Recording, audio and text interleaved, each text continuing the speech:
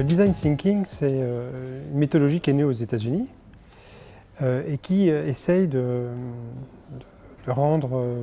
partager la manière dont un designer pense et derrière produit. Et donc c'est une méthode. Le design thinking est en train de se répandre à peu près partout dans le monde et en particulier en France. Alors c'est des choses qu'on pratiquait déjà dans les approches un peu entre guillemets classiques d'approche de résolution de problèmes. C'est de tout de suite donner une forme aux idées qu'on est en train d'élaborer. C'est-à-dire il y a un aller-retour constant entre le concept que j'élabore dans ma tête et la forme que je lui donne. Le designer dans cette approche, il est au cœur, vraiment au cœur, c'est-à-dire qu'il est physiquement là.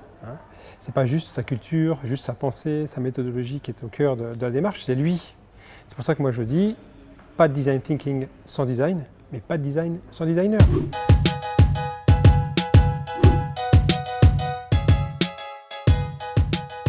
La production en divergence est capitale dans les approches de pensée créative parce qu'on ne peut pas être à la fois en train de produire des idées et en même temps être en train de les évaluer, de les comparer, de vérifier si elles sont valables.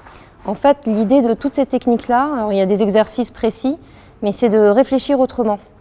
Donc, c'est pas nécessairement, ça n'a pas pour objectif de remplacer ce qu'on fait habituellement, mais ça vient en complément pour trouver des nouvelles pistes, explorer de nouveaux horizons et aller plus loin en fait.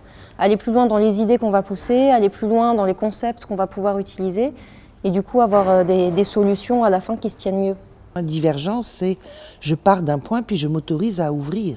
Donc ça préfigure des modalités d'apprentissage très différentes parce que c'est un apprentissage dans l'action, c'est un apprentissage dans le plaisir. Un designer n'arrête pas de diverger, converger, diverger, converger, jusqu'évidemment à sa proposition finale qui est le résultat d'une convergence.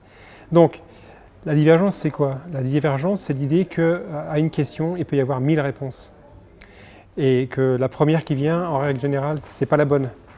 Et donc, il faut chercher les 990 autres. C'est ça, diverger.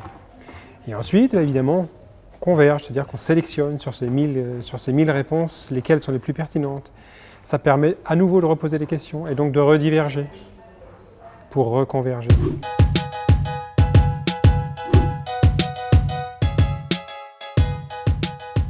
Une des grosses difficultés qu'ont les étudiants, c'est de se représenter c'est quoi la vie réelle en entreprise.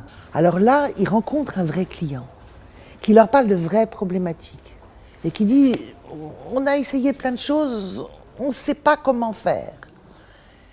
Aidez-nous à trouver des solutions, on compte sur vous. » Alors en plus, c'est vachement valorisant pour des jeunes de se dire wow, « ils comptent sur nous pour trouver des solutions, chiche, on y va. » C'est vraiment constructif dans la mesure où on ne se limite plus. On a l'impression de se retrouver dans un espace de travail qui est très ouvert à toutes les propositions. Il y a un terreau très fertile pour l'échange et une situation tout à fait utile pour essayer de trouver des solutions constructives.